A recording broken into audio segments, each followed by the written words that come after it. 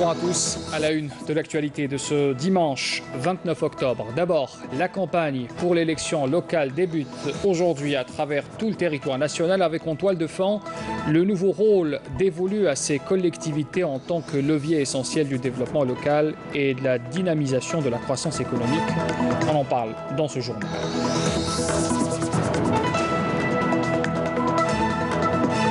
Le musée central de l'armée vient d'être rebaptisé au nom du Moudjahed et défunt président Chedli Benjdid. C'est un hommage rendu par l'armée nationale populaire à l'occasion de la commémoration du 63e anniversaire du déclenchement de la glorieuse révolution du 1er novembre 1954.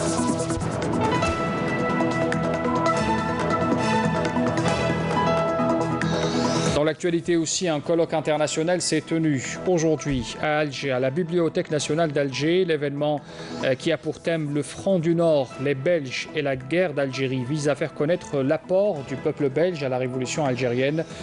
On y reviendra tout à l'heure également sur les témoignages.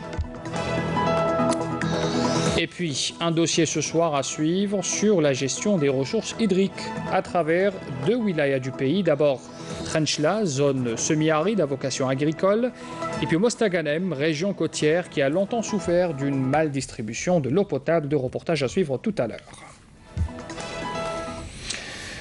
Bienvenue à tous. Pour commencer d'abord, le président de la République, Abdelaziz Bouteflika, a adressé un message de félicitations à son homologue turc, Recep Tayyip Erdogan, à l'occasion de la fête nationale de son pays, dans lequel il a souligné l'intérêt qu'il porte au raffermissement des liens d'amitié qui existent entre l'Algérie et la Turquie. C'est ce qu'a conclu encore le président de la République dans son message.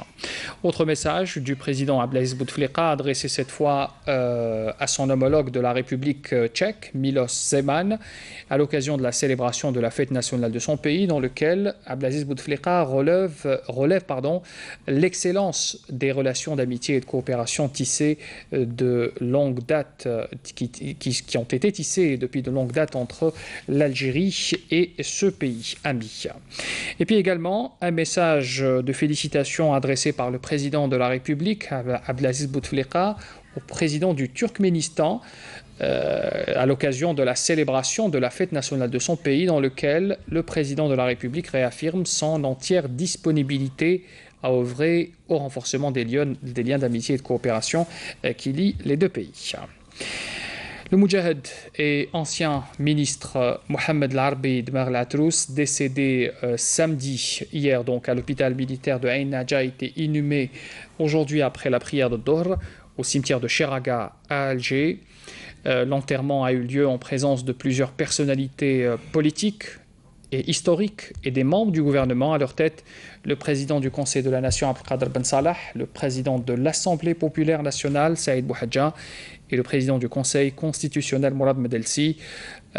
Bien entendu, ces obsèques qui ont eu lieu aujourd'hui à Alger, sans oublier bien sûr le message de condoléances du président de la République, Abdelaziz Bouteflika, qui a tenu à adresser ce message à la famille du défunt, dans lequel il a salué l'esprit militant du défunt et son dévouement dans l'accomplissement de son devoir dans les différentes fonctions qu'il avait occupées tout au long de sa carrière. Le Premier ministre, Ahmedou Yahya, a reçu ce dimanche à Alger, des représentants du groupe de députés indépendants à l'Assemblée populaire nationale, conduit par le chef du groupe, Lamine Osmani. La rencontre a notamment abordé le projet de loi de finances pour 2018 au niveau de l'APN en ce moment. Et puis, comme je l'ai annoncé en titre, la campagne pour l'élection des membres des APC et des APOI débute ce dimanche à travers tout le territoire national, avec en toile de fond le nouveau rôle dévolu à ces collectivités en tant que levier essentiel pour le développement local et la dynamisation de la croissance économique. La campagne des locales est ouverte 25 jours avant la date du scrutin, conformément à la loi organique portant régime électoral. Elle prendra fin le 19 novembre prochain, juste avant le jour du scrutin, enfin quelques jours du scrutin, le 23 novembre précisément, jour du vote. Et puis beaucoup d'attentes pour les Algériens après ces élections locales. Exemple, ce soir, les habitants de Tlar, dans la commune de Sidi, c'est une commune de la wilaya de Sidi Bel Abbas, ces habitants qui souffrent d'isolement, pour eux, le prochain scrutin est synonyme d'espoir. On voit cela dans ce commentaire signé ce soir Nakhla Lorbi.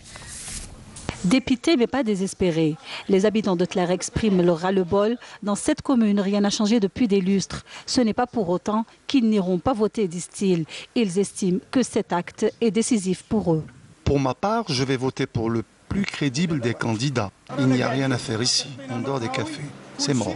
Il manque tout ici. Il faut des projets de développement. Il faut revoir le réseau routier. Si la commune a bénéficié de nombreux programmes de développement ces 5 dernières années, bon nombre de projets n'ont toujours pas vu le jour.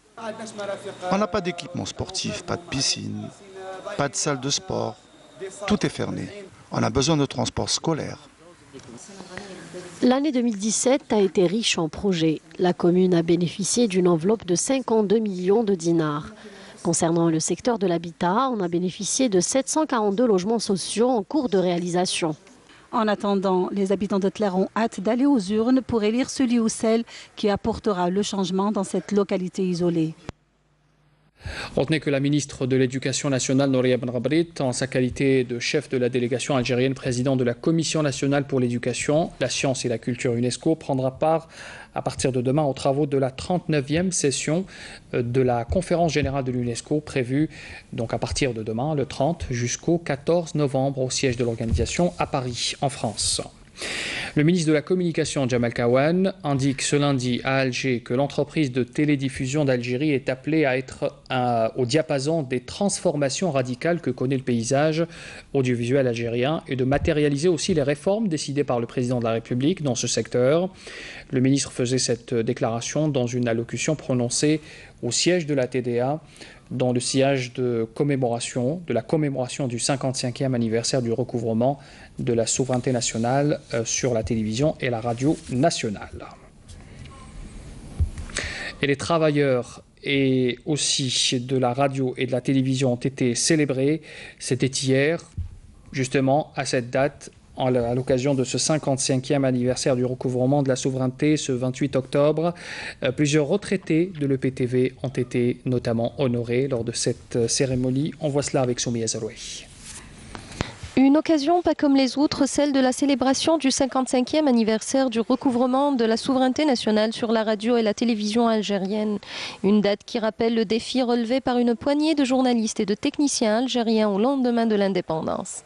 Au siège de l'entreprise, une cérémonie commémorative comme à l'accoutumée a été organisée, marquée cette année par l'hommage rendu à ces hommes et à ces femmes qui ont fait les beaux jours de l'établissement public de télévision autrefois et qui espèrent aujourd'hui, en partant à la retraite, léguer tout ce savoir acquis des années durant au service de l'EPTV aux générations futures des travailleurs de la télévision et de la radio nationale.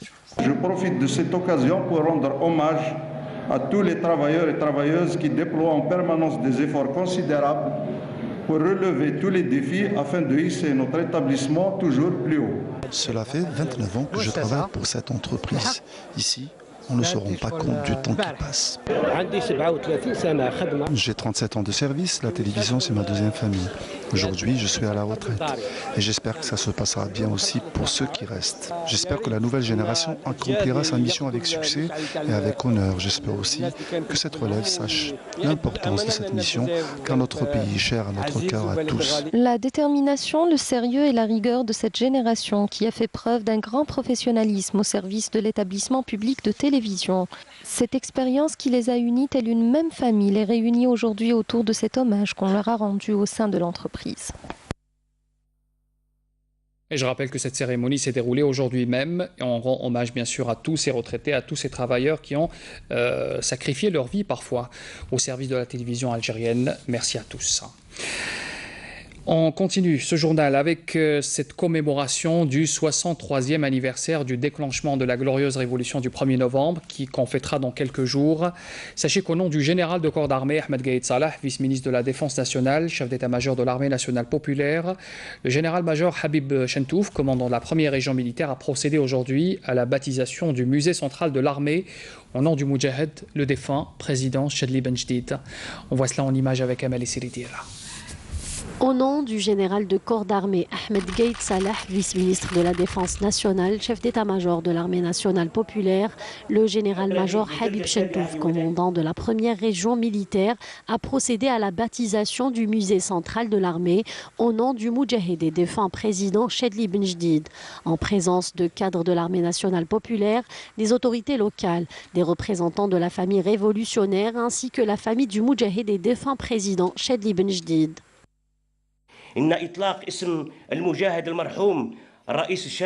La baptisation du musée central de l'armée au nom du Moudjahid et défunt président Chedli Benjdid est un grand honneur à tous les employés du musée. C'est une importante responsabilité pour continuer le parcours et promouvoir notre patrimoine riche en événements glorieux pour que nul n'oublie. C'est une reconnaissance de la part de l'armée. Chedli Benjdid était un commandant de région et Moudjahid. Il a beaucoup travaillé au sein de l'armée nationale populaire.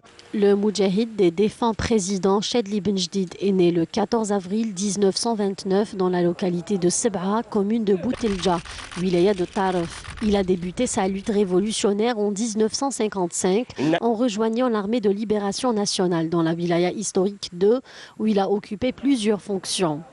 Après l'institution de la commission des opérations militaires au niveau des frontières est et ouest du pays, il a occupé la fonction de responsable adjoint de la zone 1. Après l'indépendance et en 1962, il a été désigné commandant de la 5e région militaire, puis commandant de la 2e région militaire en 1964. En janvier 1979, il a été désigné secrétaire général du Front de libération nationale lors de son 4e congrès et élu président de la République le 7 février 1979, avant d'être réélu 2 fois consécutives en 1984 et 1989. Le défunt président Chedli Benjdid est décédé le 6 octobre 2012 à Alger. À l'issue de la cérémonie, le commandant de la première région militaire a honoré la famille du Moudjahid et défunt président Chedli Benjdid. On reste dans l'esprit de novembre pour vous parler de ce colloque international qui s'est tenu aujourd'hui à Alger, à la Bibliothèque nationale d'Alger. L'événement qui a pour thème le Front du Nord, les Belges et la guerre d'Algérie vise à faire connaître l'apport des Belges à la révolution algérienne. Ce colloque est organisé par l'ambassade de Belgique en Algérie. L'ouverture a eu lieu en présence des ministres des Moudjahidines, de la culture et de la communication également, avec la participation aussi d'acteurs et de témoins de cette période coloniale. Les Belges ont aidé les Algériens et le FLN pendant la guerre d'indépendance. Ils étaient membres de réseaux de porteurs de valises, passeurs de militants clandestins, mais aussi membres du collectif des avocats belges du FLN. Autant d'engagements rapportés par les témoignages dans ce colloque. Yazid Aït Mahiddine les a recueillis pour nous, il était présent. Ce colloque international réaffirme l'engagement des réseaux Curiel, Johnson, Alex, ainsi que le collectif des avocats belges pour la cause algérienne. Nous avons surtout en Belgique, à partir de 1957, donc nous commémorons l'anniversaire, l'appel à la légalité belge. Il s'agit d'une application plus pure et simple de la plateforme de la Soumam qui entendait s'appuyer sur les gouvernements neutralisés ainsi que sur les opinions libérales. Donc les opinions libérales, ce sont les personnes progressistes qui sont en Belgique, notamment à Bruxelles et à Liège. Ces personnes seront les principaux moteurs des réseaux de soutien en Belgique. Nous avons aussi mis notre maison à la disposition du FLN pour toutes sortes de réunions importantes qu'ils ont eues. Mais surtout, nous avons hébergé des jeunes Français qui refusaient de porter l'uniforme et qui refusaient d'aller se battre en Algérie. Le moment fort de cet événement historique est la présence de Omar Boudaoud, ancien président de la Fédération de France du FLN. Il est aussi l'un des intervenants dans le film Le Front du Nord de Hugues Lepage. En Belgique, on avait besoin de réseaux de soutien à ce moment-là sur tous les plans. Sur le plan du transport des responsables, des transports des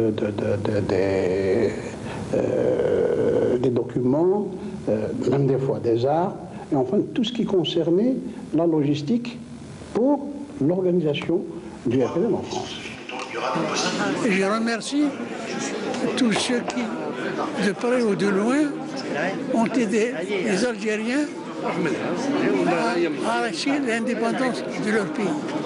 Des deux côtés, on ignore très largement qu'il y a eu ces réseaux d'aide pendant la guerre d'Algérie et quelles ont été les activités de ces hommes et de ces femmes qui avaient décidé un jour de venir en aide au FLN qui avait fait de la Belgique un moment, si vous voulez, une sorte de base arrière. Quand les réseaux français, le réseau Janson et le réseau Curiel ont été pratiquement démantelés par la sûreté et la police française. L'assassinat du militant Ekli Aïssiou en 1960 par l'organisation La Mer Rouge a été l'un des déclics de la mobilisation belge pour l'indépendance de l'Algérie. Le fait que pour la première fois dans l'histoire européenne, le drapeau algérien va être publiquement exposé sur son cercueil, c'est un événement extraordinaire, sans que personne n'ose intervenir. La mort, l'assassinat d'Ekli Aïssiou a été quelque chose de très grave pour nous, parce que c'était un ami. Et on a trouvé sa mort parfaitement injuste, révoltante. Et nous avons décidé de nous engager davantage, parce que c'était insupportable.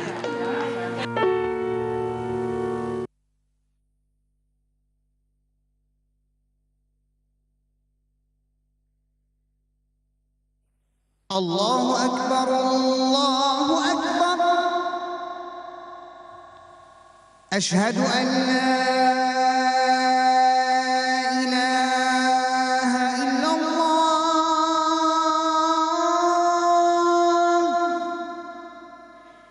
Ashhadu an la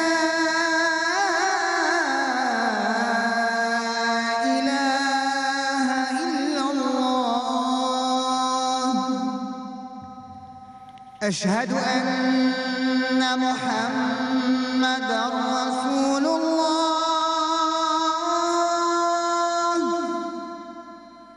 أشهد أن محمدًا رسول الله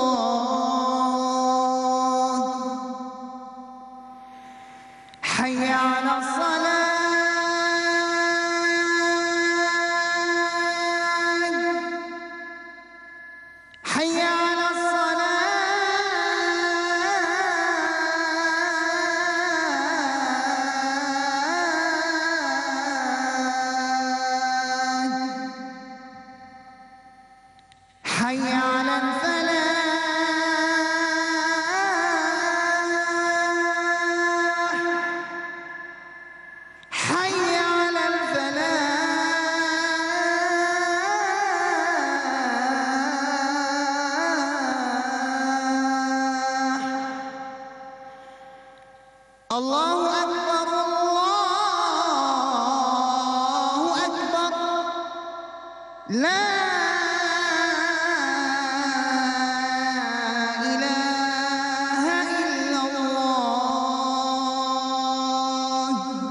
اللهم رب هذه الدعوة التامة والصلاة القائمة آت محمدا الوسيلة والفضيلة وابعثه مقاما محمودا الذي وعدته.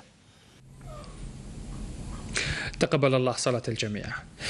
La suite de ce journal avec le commandement des forces navales qui a exécuté conjointement avec l'armée de mer tunisienne du 22 jusqu'au 28, c'est-à-dire hier à Annaba dans la façade maritime Est, la 4e édition de l'exercice Morjan 2017 dans le cadre de la concrétisation du programme de coopération militaire bilatérale algéro-tunisien.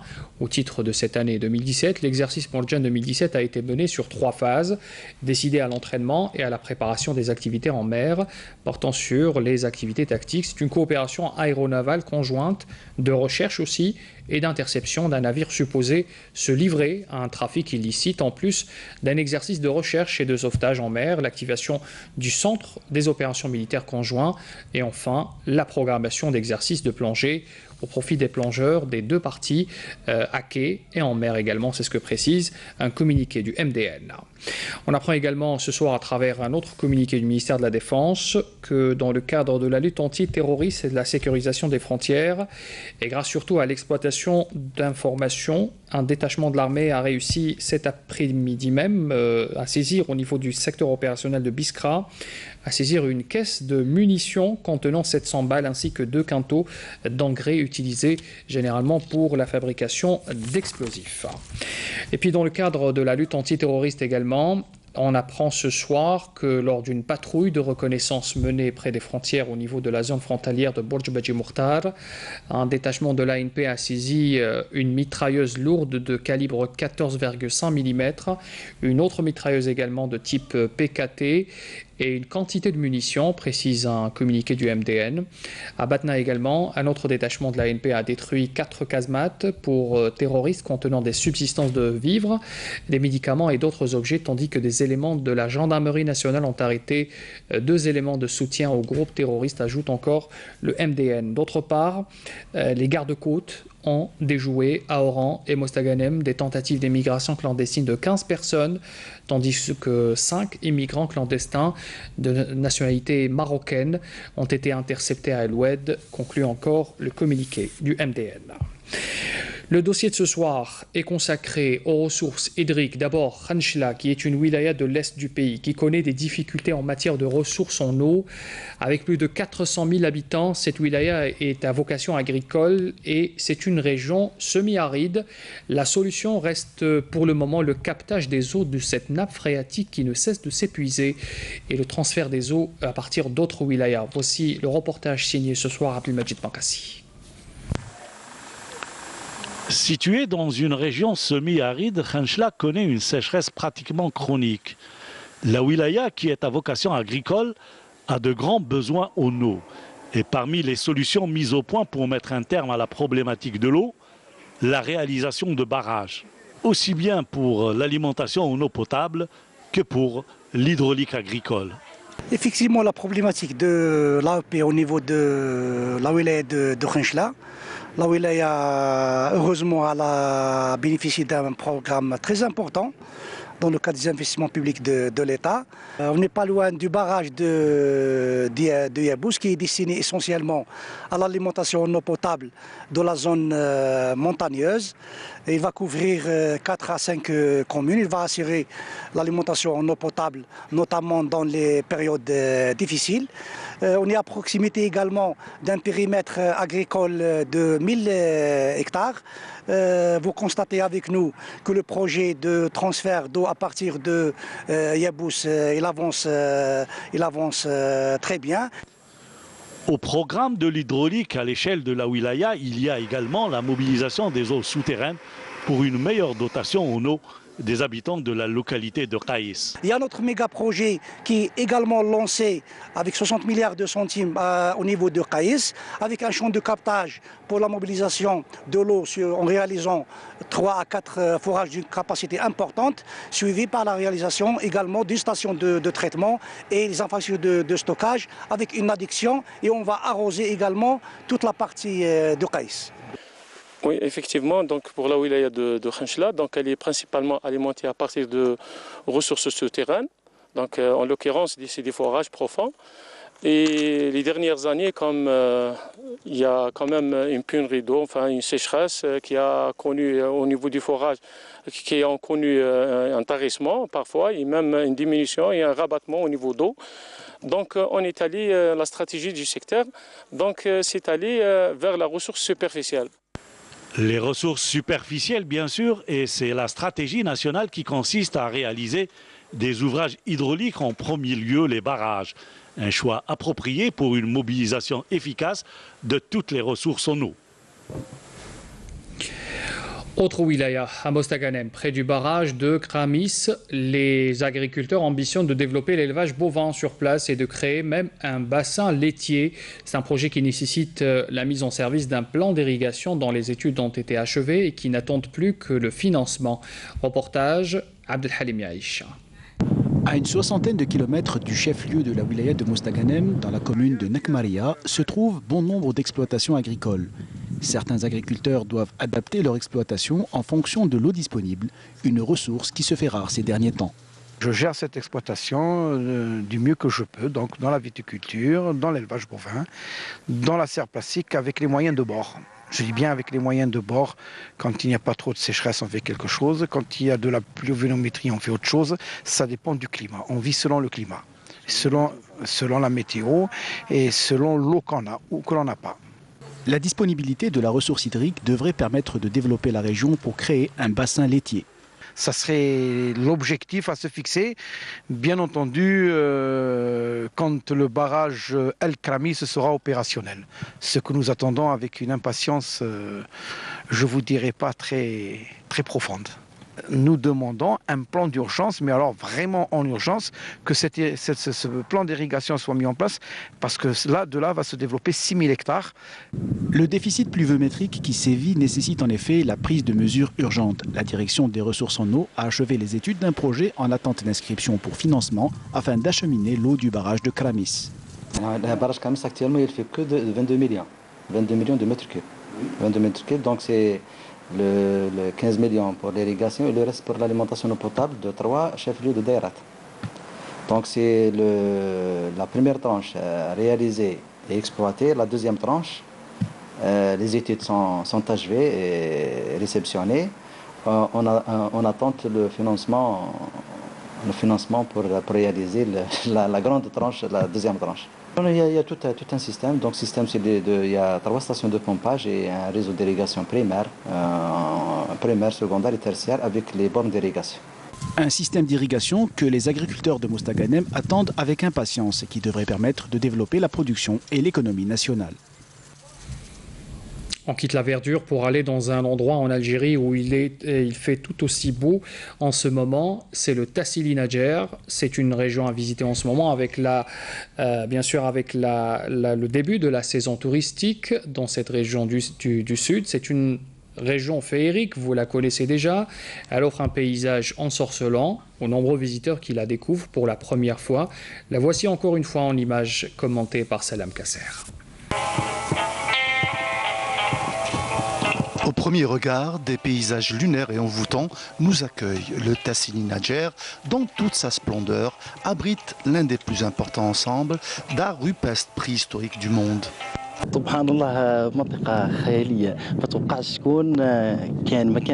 Incroyable endroit, on ne s'attend pas à trouver un site pareil dans le sud de l'Algérie, où se mêlent sable, eau et pierre. Je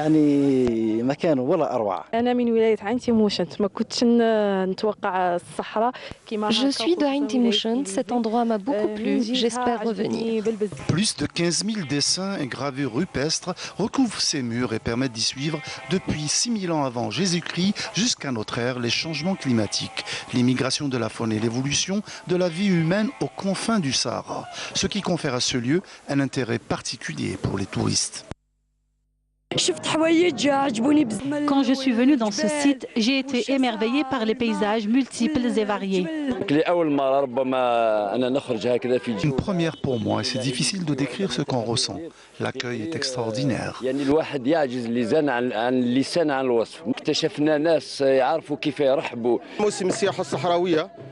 le tourisme saharien. Nous les accueillons avec nos traditions et nos coutumes. Le tourisme saharien est certes à encourager, mais il est plus que nécessaire de protéger ces lieux, car ils sont vulnérables aux détériorations causées par les phénomènes climatiques et aux dommages occasionnés par les visiteurs. Et puis un rappel des titres avant de vous quitter. La campagne pour l'élection locale débute ce dimanche à travers tout le territoire national avec en toile de fond le nouveau rôle dévolu à ces collectivités en tant que levier essentiel pour le développement local et la dynamisation de la croissance économique. Nous avons vu l'exemple d'un village à Bel Abbès aujourd'hui. Le musée central de l'armée vient d'être rebaptisé au nom du Moudjahid et défunt président de l'Algérie, Chadli Benjdid.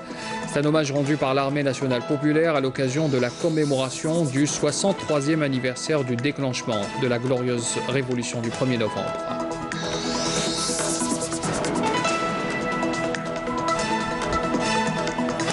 Et puis un colloque international s'est tenu aujourd'hui à Alger à la Bibliothèque nationale.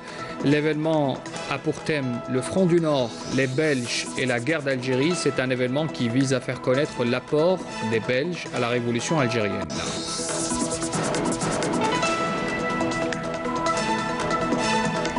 Vous avez également suivi ce soir dans ce journal un dossier sur la gestion des ressources hydriques dans 2 wilayas du pays. D'abord Khenchela, zone semi-aride à vocation agricole, et puis Mostaganem, région côtière qui a longtemps souffert d'une maldistribution de l'eau potable, mais aussi de l'irrigation pour l'agriculture locale. 2 reportages que vous avez pu suivre tout à l'heure. C'est la fin de ce journal, merci de l'avoir suivi. Demain à midi, retrouvez Amina Zahouf. Je vous donne rendez-vous à 19h. Au revoir.